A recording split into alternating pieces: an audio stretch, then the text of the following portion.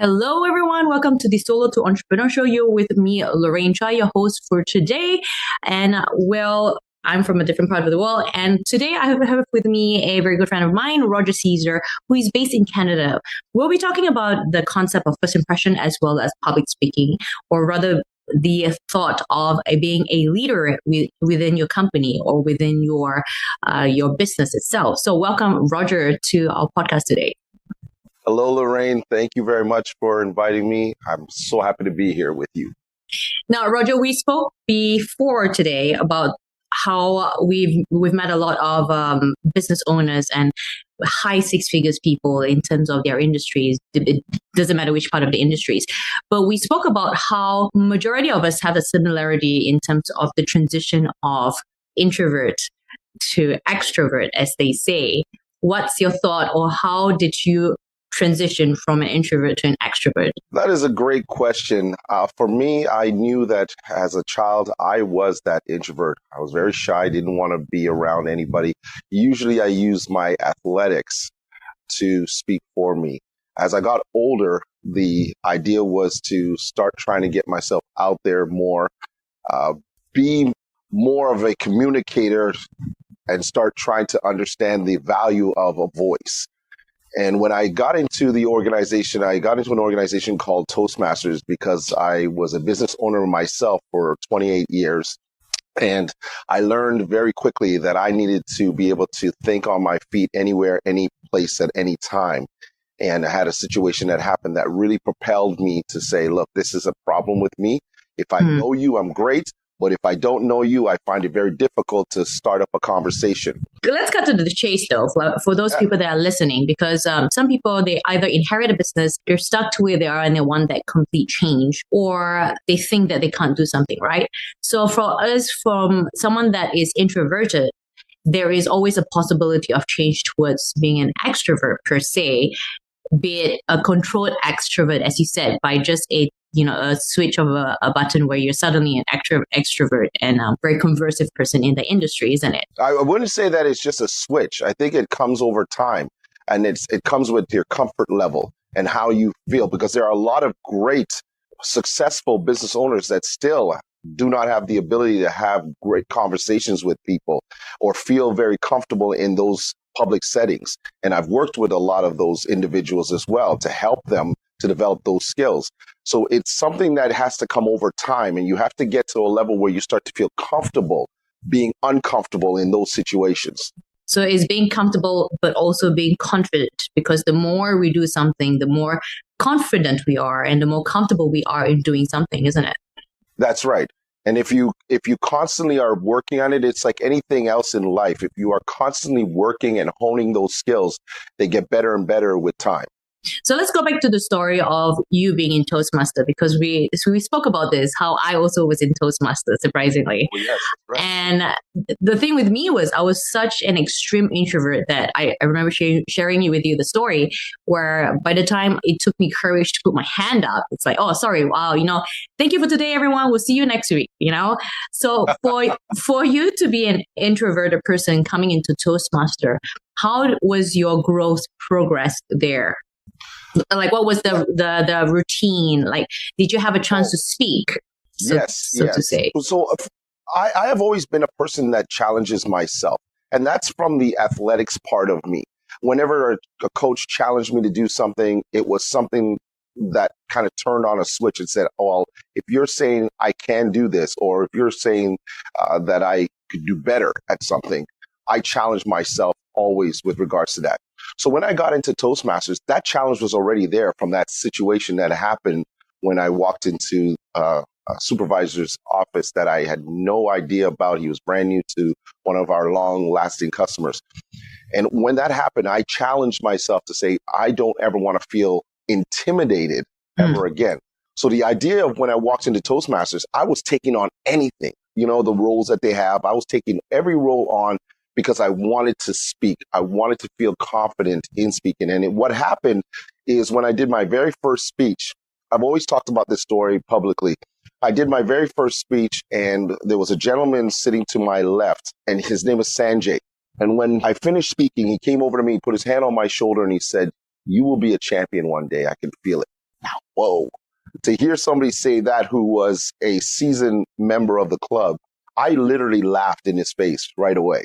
First thing I did, and I said, there's no way that's going to happen. But the more he kept saying it to me, that feeling, that desire to become better at this started to really push itself for me. So the thing we have in common is, number one, it starts with our decision to change, isn't it? Our decision to go, okay, I need to do something in order to come out of my comfort zone to be someone, because I believe, it's that belief, isn't it? That Yes. we can accomplish something. We can be this figure within our mind, whether or not it's within that industry or whatever service that somebody's doing. And number two, it does help when that one person, could be a random person, as you mentioned, that has that sight or foresight and that understanding and the confidence and also the belief that you as a person or that I as a person is able and capable of doing something amazing in the future. Number one, it's a belief within ourselves, because that always starts with that, isn't it? Whatever change happens starts with the person itself in order to do something, the action taken. And number two, it helps when we do come across people that have that belief as well, that convinces us to go, okay, maybe, it's true. You know what? I believe it's actually true, in order for us to step on the accelerator. Yeah. And I'll even throw in this. When I do presentations, I use the acronym BELIEVE, and it's for that particular reason. And I'm going to break that down for your listeners. BELIEVE simply means boldly experience life, imagining, enjoying victorious excellence. That's what I've always said. And I'll repeat that again. Boldly experience life, imagining, enjoying victorious excellence. So it's important that you understand how much believing, just simply believing in yourself, can take you. Because that was my problem growing up, was I didn't believe in myself. And I started to learn to understand the value of that. And I'll give another story with regards to having somebody see something in you. There is a world champion in 2014. His name is Denajaya Hederachi. But he had a speech in Toastmasters called, I See Something in You. And that speech is one of my favorite ones that I've ever seen. I love it only because of the fact that it really reiterates the fact that when somebody can actually see something that you don't see in yourself and really helps you to hone that belief, that can take you and propel you to different levels that you didn't imagine. I completely agree with that. Like, that's why I do what I do in terms of the coaching business. I coach people where I see, potential. And the thing is, majority of people I see has that potential. Whether or not they want to take that step forward, it's up to them, isn't it, with that decision? Now, give us top three communication skills that you can share with us for those entrepreneurs or people in transition towards, how they can improve themselves or their public speaking towards confidence. Yeah. Number one is listening. The number one key is listening. Develop your skill as a listener, a good listener, because sometimes what happens is when you're not listening to what is being said to you, your communication towards that person automatically is diluted because of the fact that you haven't taken the time to listen. So the idea for that is to reiterate, or better yet, repeat what the person has said in a summary version so that they know you have heard them well enough. And if you have made any mistakes, they can correct you on it. And then you give your version of what you feel in terms of what you want to say as a leader. It's like confirming your understanding towards what you heard. That's right. I don't know how many times I know myself, and I could say that wholeheartedly. There have been times when I jump the gun and I'm thinking they're thinking one thing when they say, no, that's not what I meant. And I don't know if anybody else has ever heard that. That's not what I meant. So you try to avoid that from happening. The second thing is to have empathy. As business owners, we have to learn to have empathy in situations. Sometimes we feel we can handle and answer anything that is given to us a certain way, and we say it the way we feel. But we also got to understand how the person who we are discussing, or the client, how they feel in that situation. So we always got to have empathy when we're dealing with any type of situation in business. And then the third thing is how. And I call it, that's the word, how. And how simply means how you deliver your message. How do you deliver your, the way in which you want the client to absorb what you have to say? If it's aggressive, are you showing that you lack the confidence? Are you showing that you are being too pushy in a situation? How you deliver depends on how a person will receive it. So again, it is listening, it is empathy, and how. So the way that I hear it is listening, it's the input. The empathy means the processing to make sure that you're understanding the communication. And then the output is the how, in terms of communication, to where it comes out the way that you want it to be. So the in, processing, out. There you go. Now, see, I'm trying to simplify it in different ways. So, some people can look at it with listening, empathy, and the how. For me, it's like, okay, how can I make it work where somebody else can remember this process, the in, process, and the out? There we go. Now, well, for me, when I did my business, it was working that 9-to-5 job on top of my own business, because I actually started my business actually in my late teens, because my mom's an entrepreneur and my dad's an entrepreneur. So I grew up in an entrepreneur family such as yourself. So that was my journey. For you, it was, and I love your story, how I'm going to share this.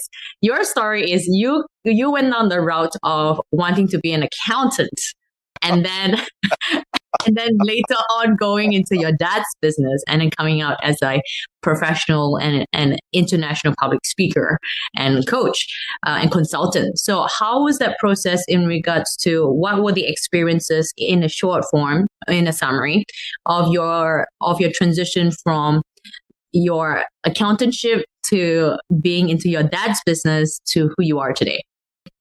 Well, I could sum that up very quickly. You have to know who you are, who you want to be. I was under a lot of shadows, thinking that that's who I wanted to be.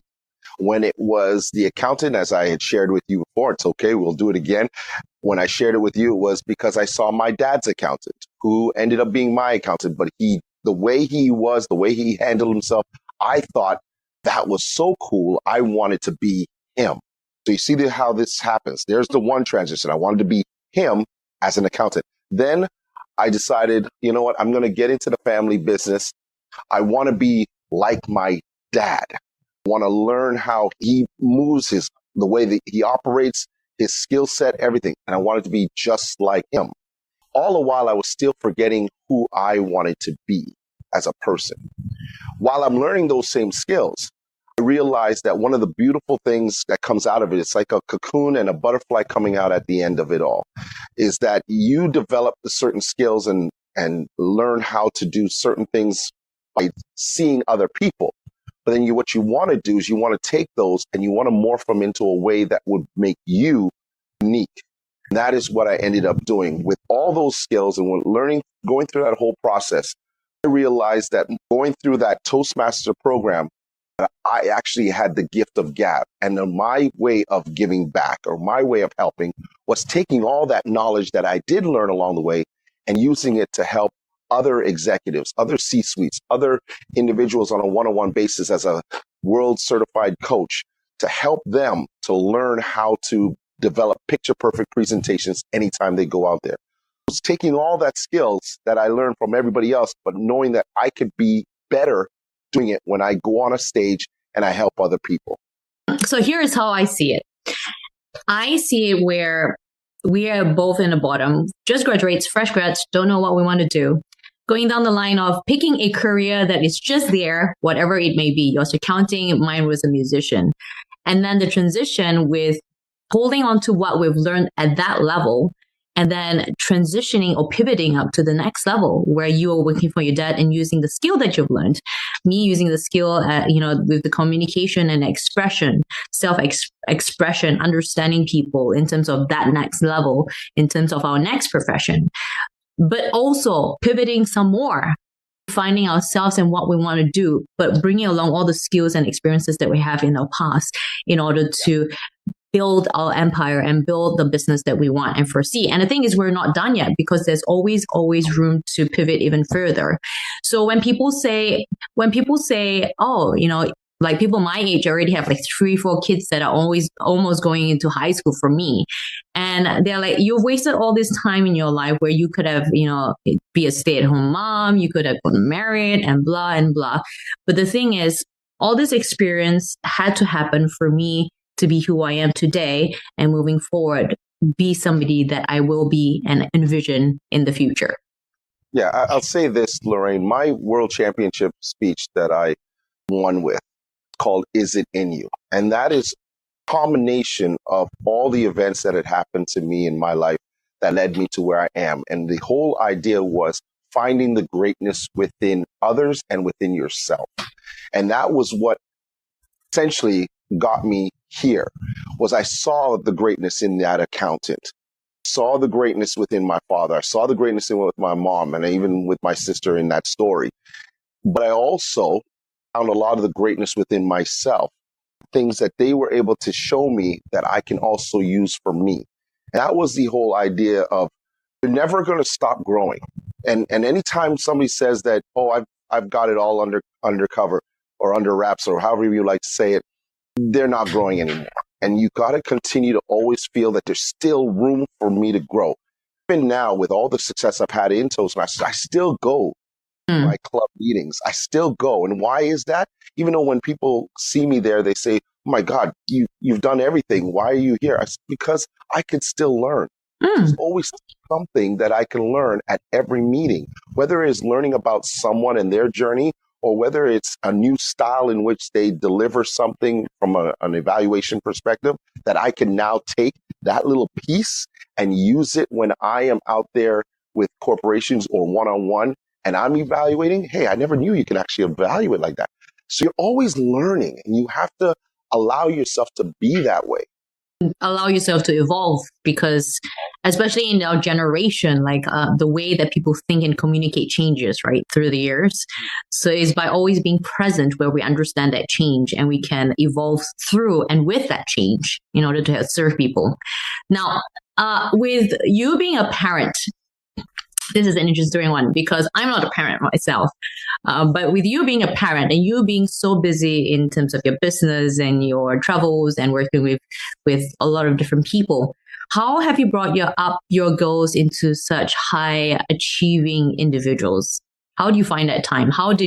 What's your 3 tips in terms of how parents out there who are also entrepreneurs or in transition, where they don't feel that guilt of trying to build their success as well as also being an amazing parent at home?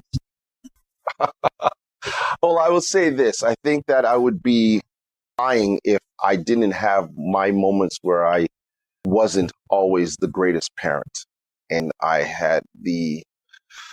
wanted so badly to succeed that sometimes I failed as a parent. And I could say that wholeheartedly. One of the other things that I started trying to do more than anything else was involving my kids in stuff that I was doing, and also allowing them to enjoy what they wanted to do. I thought I had to be a part of my dad's business at the time. Now, I'm not saying I didn't like it. I did like it, and I learned a lot, but I thought it was incumbent of me to do it. Whereas I have told my children, you be you. Learn and develop your skills. I'm going to let you also learn this, because I also feel that it's important that you at least learn the family business, learn about communication, learn about leadership skills along the way. But I want you to do your things. My oldest daughter is a physiotherapist, works hard with different individuals, and is sometimes working even with one of the professional teams in the city. My youngest daughter is in her 2nd year in law. I often make a joke. I say, well, you know what? If I get hurt, I've got one child that can help me get better, and the other child, if I get in trouble, I'm doing good. I'm doing good. But, I don't necessarily have 3 tips on that. But what I will say to individuals is understand that you have to make time for family. That was the one thing that I didn't do early.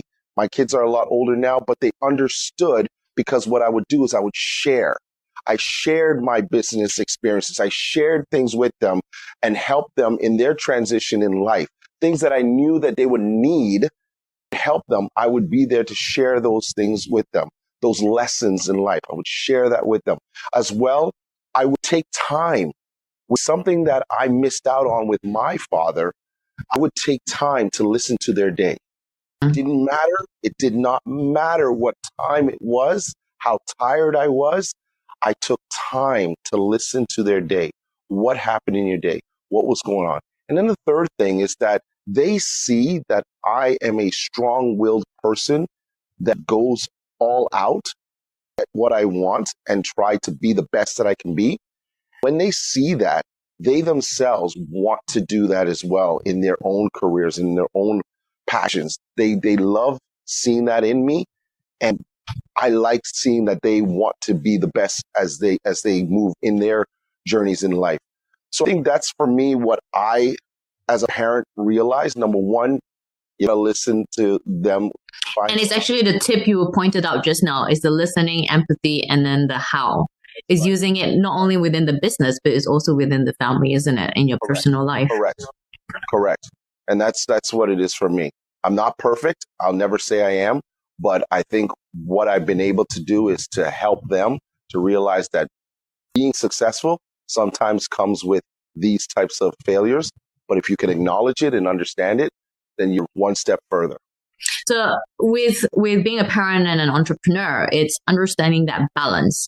And with sharing with people, like-minded people in terms of your struggles, will also hold you accountable in terms of the success that you want to achieve.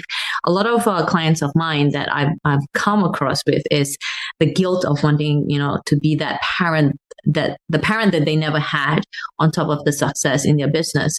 But it's the accountability, it's the consistency of not giving up. And also it's finding a coach that understands from a personal and from a professional aspect where they can help you, or they can help a person create that balance within their lives towards, balancing between the personal as well as the professional level in order to reach, having the balance within the family and also to push them towards a professional growth. Yeah. Now, I think as well, can I add something? I think as well, vacation time is very important too. Oh, yes. The rest time. Yeah, the rest time is very important. The recharge. We constantly want to be at our best as professionals. We constantly want to, there's a saying, when you're sleeping, the other side of the world is working to take your position. And I've always held that in my head a long time ago. I know that it's changed in various ways, but I've always remembered that from a long time ago. And so we want to constantly push ourselves because we don't want anybody to take that spot. As a parent, things that I loved doing with my kids was just putting a map on the wall of either the States or Canada, and we just shot a dart. And we said, we're going wherever it is, we're going to go. So if it meant we had to jump on a plane, then we're going on a plane. If it meant we could drive there, then we drove there. But my kids loved that. They loved that moment. They knew that dad was busy, mom's busy, but they loved that moment when we just said, okay, it's summertime. It's that annual thing. Here we go. Who's doing it?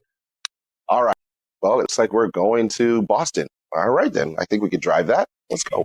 But the success also involves putting your 100% in work and also being 100% present at home, isn't it? It's not like half. It's not like you're on a dinner table with your phone and on work while your kids are having a meal there.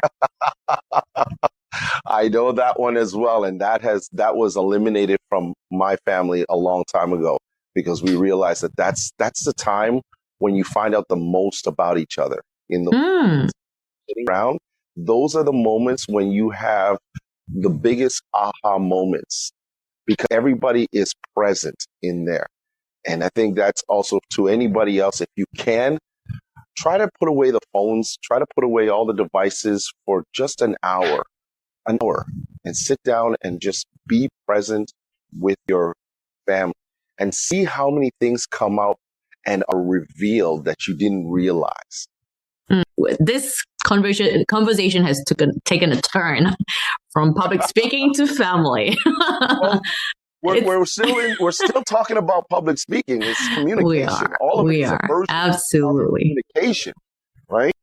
Now, looking back on your career, what do you hope your legacy will be in the world of business and communication?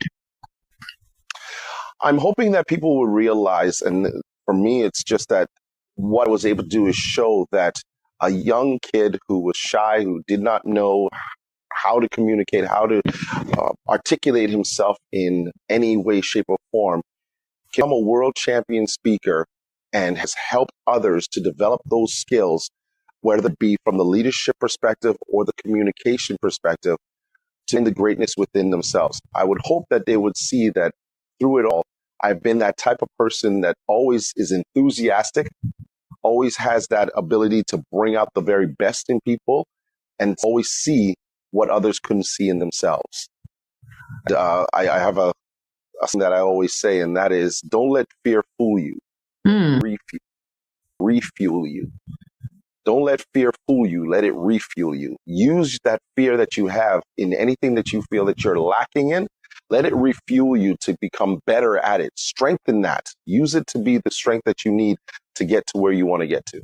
One of my lectures and at the conservatorium, which is where I did my music degree, he said, be friends with fear. So it's understanding it and don't let it control you or take over you. It's being friends with it where you use it to your advantage and changing fear into excitement rather than anxiety. Someone once told me one time, that little boy that I always have here, and you're always trying to lock up and not want to have him come out. Sometimes what you just need to do is let him go out and play. That's it. That's right. That's right. Now, Roger has been working with Toyota and with educational institutions in Canada and other places as well. If you all are interested in knowing more about what he does or want to elevate in terms of your public speaking skills and your improving your first impression in terms of either within your business or just within yourself, personal development, you are by all means welcome to reach out to him. Actually, go find him on his social media, follow him and like him. And then, see what you can gather in terms of what he does in his industry. I'll put all his link on